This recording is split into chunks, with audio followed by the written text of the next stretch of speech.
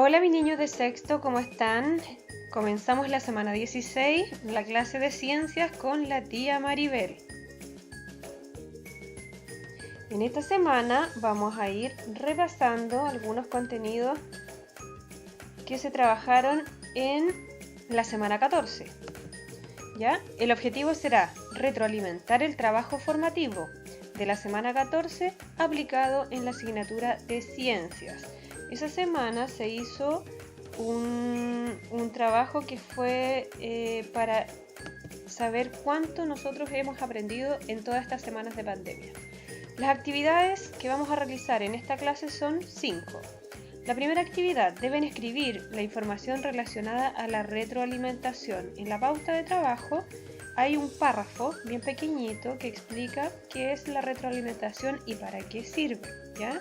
La idea es que ustedes lo puedan leer y lo escriben en el cuaderno. La segunda actividad, van a conocer las preguntas con errores frecuentes en este trabajo formativo. Las preguntas que mayor errores hubo como curso. ¿Ya? Todo estos antecedentes que se van a presentar en esta clase de la semana 16 son a nivel curso, con los alumnos que alcanzaron a responder el trabajo formativo. En esta segunda parte no deben escribir nada. La primera parte sí. En la tercera actividad sí deben escribir de nuevo en el cuaderno. Hoy día vamos a ocupar cuaderno y texto de estudio. Van a desarrollar en la tercera actividad en su cuaderno las preguntas con errores. Yo aquí se las voy a presentar y ustedes acá las deben desarrollar y responder. Todas las respuestas van a ir siendo explicadas en este video. La actividad número 4 será conocer los resultados del curso. Acá van a estar los resultados de las 20 preguntas, acá solo de 5. ¿Ya?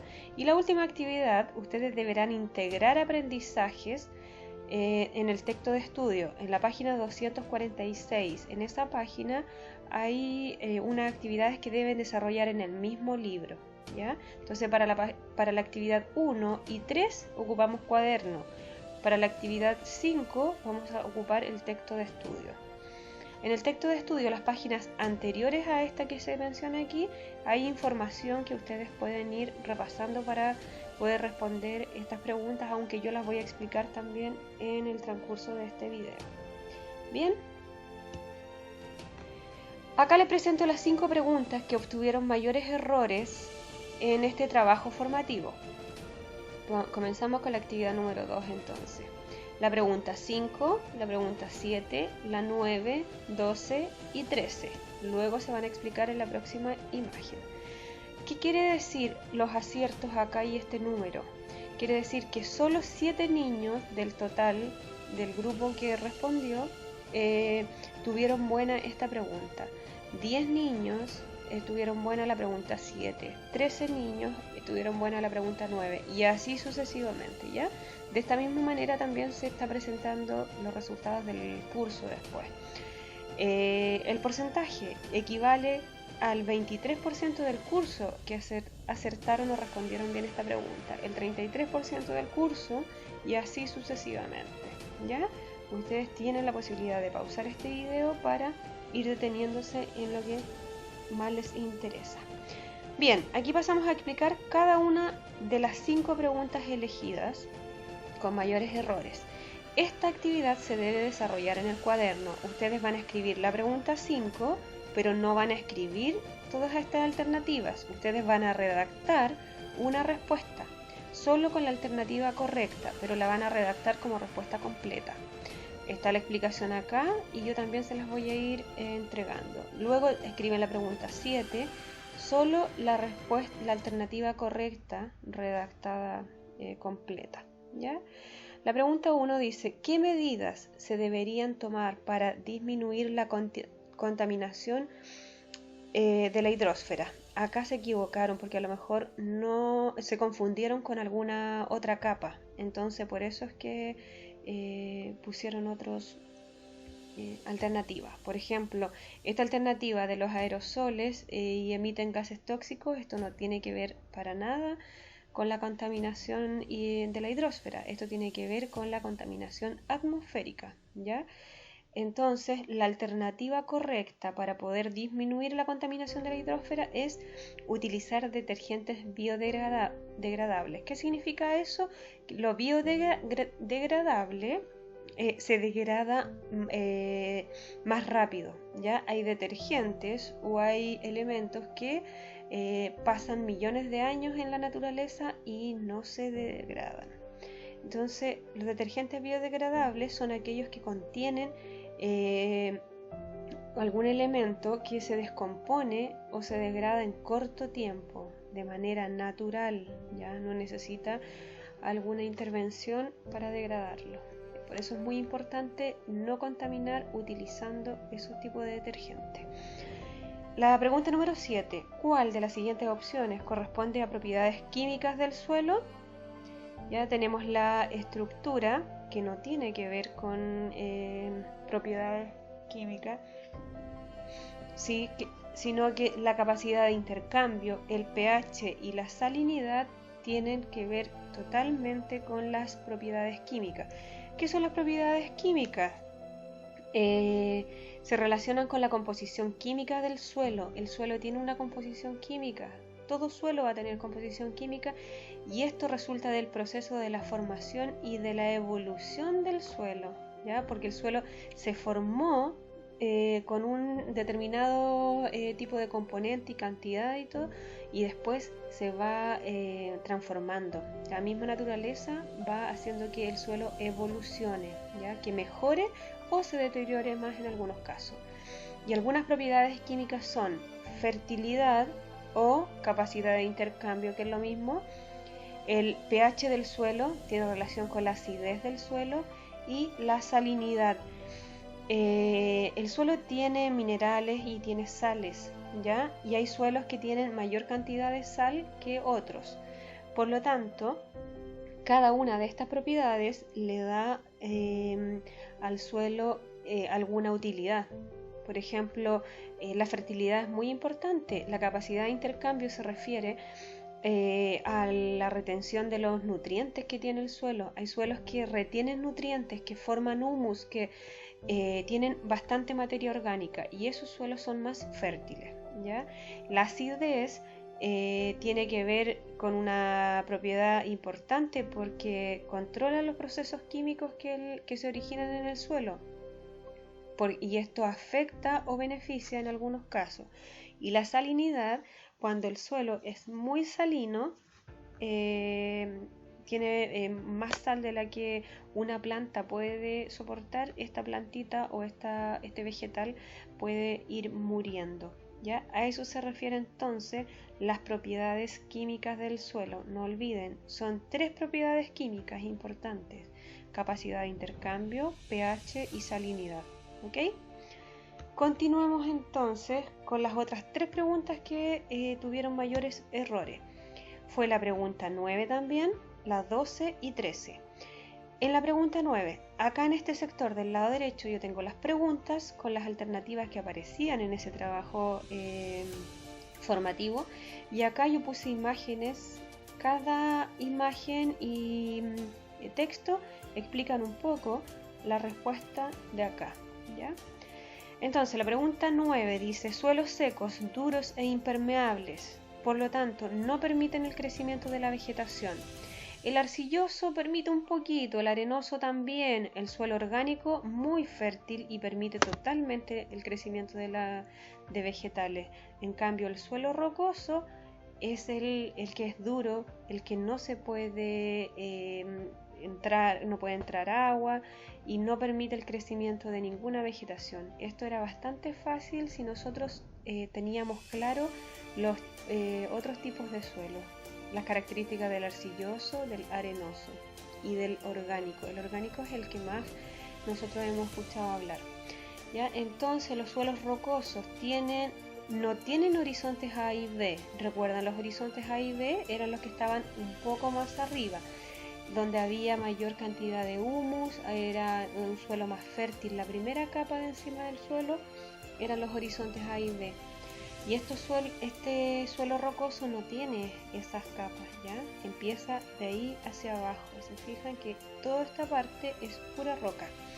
No, ¿y qué significa que sean impermeables? Que no absorben agua, solo resbala, continúa y no absorbe ni agua ni nutrientes.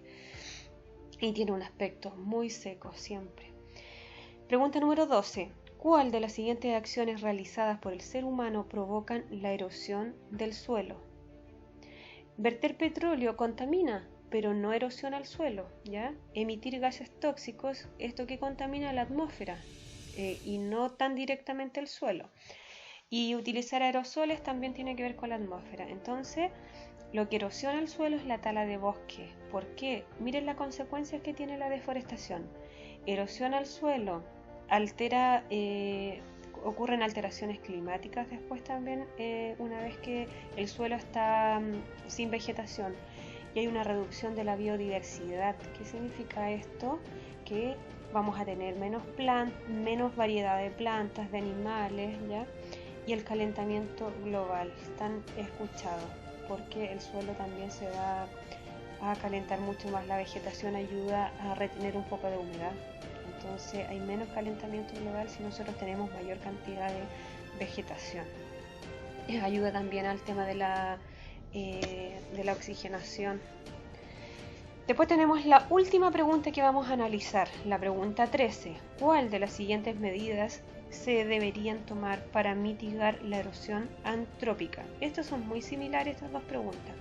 La erosión antrópica, recuerdan que hicieron un trabajo con esto, tiene que ver con las erosiones provocadas por el ser humano. La tala de bosques también es antrópico, el ser humano la provoca. Entonces teníamos alternativa a disminuir la eliminación de los gases tóxicos. El ser humano, todo lo contrario, no está eliminando gases tóxicos, está provocando. Evitar sembrar en las mismas zonas todos los años también, y evitar la sobreexplotación de cultivos y sobrepastoreos. Esta era la alternativa correcta, la C. Eso ayuda a mitigar la erosión del suelo. Si nosotros evitamos sobreexplotar o echar muchos animales a un mismo lugar, si evitamos todo esto, vamos a mitigar, entonces vamos a disminuir la erosión antrópica. Es recomendable trasladar los animales de un lugar a otro con el fin de que el pasto vuelva a crecer. Las veranadas, cuando llevan animales también a la cordillera, están unos meses los animales allá y otros meses acá en nuestra zona. Entonces nosotros debemos evitar el sobrepastoreo, cambiar los animales de un lugar a otro y dejar un tiempo que el pasto crezca. Bien, ahora pasamos a la actividad número 4. ¿Qué vamos a hacer en esta actividad? Yo les voy a dejar acá las preguntas junto a la respuesta correcta, ¿ok? En el trabajo formativo, si se fijaban, iban alternativas A, B, C y D. Entonces yo elegí solo la alternativa correcta y se la escribí acá con rojo. Ustedes pueden ir leyendo la pregunta y van a ir dándose cuenta en qué se equivocaron, porque acá quedan con la alternativa correcta. En esta columna están las alternativas correctas, en esta columna la cantidad de alumnos que respondieron correctamente esas preguntas y el porcentaje del curso que respondió correctamente, ¿ya? Ahí están las 7 preguntas, no las voy a ir leyendo cada una porque ustedes las pueden leer y analizar. La idea mía de esta clase era explicar las 5 preguntas con mayores errores. Acá tenemos las siguientes preguntas, que está hasta la número 14, que alguna de ellas se mencionó. Tenemos aquí la cantidad, recuerden, la alternativa correcta, cantidad de alumnos que respondieron correctamente y el porcentaje también de alumnos que respondieron correcto. Bien,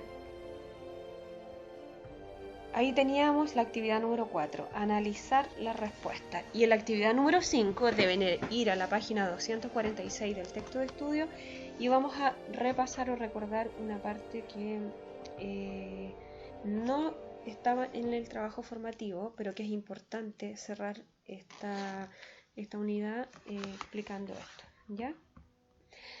Aquí ustedes tienen que nombrar y describir brevemente cada una de las capas de la atmósfera que se señalan en la imagen. Recuerden que las capas de la atmósfera son 5, solo de la atmósfera. Tenemos aquí la primera capa hasta esta línea, la segunda capa hasta ahí, tercera capa hasta ahí, cuarta capa hasta ahí y la quinta capa, que es la que está más arriba. La primera capa, que es la que nosotros estamos, la que tenemos más cerca de nosotros, donde se puede desarrollar la vida, donde se dan los fenómenos meteorológicos como las nubes, el viento o las precipitaciones, y aquí se hace posible la vida. ¿Recuerdan cuál era? Esta se llama troposfera. Después tenemos acá la estratosfera, aquí tenemos la mesósfera, aquí la termósfera y la exósfera, que es la capa más externa. En esta segunda capa, desde abajo hacia arriba, que es la estratosfera, está la capa de ozono, la filtración también de la radiación. Aquí nosotros, acá naturalmente se filtran los rayos del sol para que a la capa que está más directa con nosotros no llegue el sol tan fuerte. Entonces, tal como yo le di algunas características ya de esto, ustedes las tienen que escribir aquí, ¿ya? El nombre y características. Bien, pasemos, esta es la actividad número 4 de esa página del libro, y acá vamos a ver la actividad número 5 y última por la clase de hoy. Vamos a completar con los tipos de suelo, ¿ya? Los tipos de suelo, aparecía un poco de información en el trabajo formativo y acá ustedes tienen que aplicar. Acá, ¿qué tienen que hacer? Características o criterios que establezcan semejanzas entre suelos arcillosos y arenosos. Y acá los mismos dos suelos tienen que anotar alguna característica o algún criterio que mencione diferencias. Acá semejanzas, acá diferencias. Y acá van a escribir características de cada uno de estos suelos. También están en unas páginas anteriores del texto de estudio. ¿Qué podemos decir entonces de la letra A? Hay muchas diferencias, pero pocas semejanzas, ¿ya? En la semejanza, yo lo que más podría rescatar, que ambos suelos son difíciles de trabajar, ¿ya? El arcilloso y el arenoso no son muy fáciles de trabajar para plantar, ¿ya? Entonces, esa característica o criterio podrían anotar acá, pero ustedes la redactan, ustedes ponen la que mejor les acomode. Y acá en las diferencias hay muchísimas, ¿ya? Van a escribir, de hecho aquí pueden poner todas las diferencias que hay. Les voy a nombrar algunos. En el suelo arcilloso, por ejemplo, la textura, su textura es fina. En cambio, en el arenoso es textura gruesa. Partículas, ¿cómo son las partículas de cada uno? Las partículas del arenoso son gruesas, las partículas del arcilloso son finas. La permeabilidad del suelo. En el arcilloso es baja la permeabilidad, en cambio en el arenoso es alta, es muy permeable, absorbe, ¿ya? Y la retención del agua también podríamos hacer diferencia. En el arenoso la retención de agua es escasa, ¿ya? Eso pasa el agua por aquí nomás y se seca muy rápidamente. En cambio el arcilloso absorbe más el agua, tiene alta retención del agua. Entonces, ¿qué características o criterios podríamos establecer en diferencias? Es la textura, el tamaño de sus partículas y la permeabilidad y también la retención de agua. Todo eso pueden anotar en la actividad número 5, ¿ya? Y en la actividad número 4, de las 5 capas tienen que mencionar 3 y explicarlas. Bien, si aún quedan dudas, niños, de las preguntas que analizamos o de las preguntas que salieron en el trabajo formativo y no lo analizamos hoy día, me pueden contactar o también nos vamos a reunir en una clase online, ¿ya? Y ahí vamos a aclarar todas las dudas. Me pueden contactar al WhatsApp. Un abrazo, que estén muy bien.